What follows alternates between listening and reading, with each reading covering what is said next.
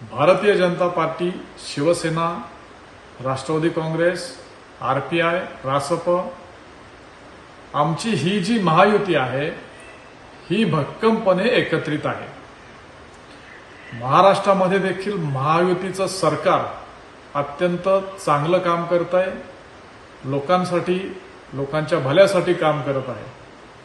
आणि आज जुन्नरमध्ये जी घटना झाली त्याचं समर्थन आम्ही करत नाही, परंतु आमचे नेते देवेंद्रजी फडणवीस यांना खुलासा करण्याची मागणी मेटकरींनी केली तर ती आम्ही खपवून घेऊ शकत नाही।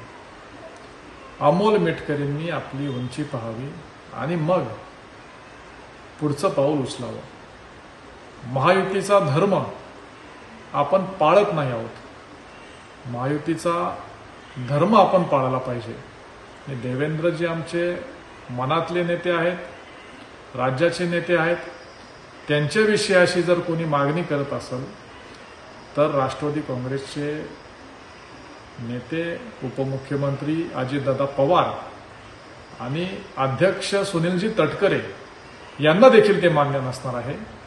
म्हणून अमोल मेटकरींनी अशा पद्धतीचे वक्तव्य करू नये।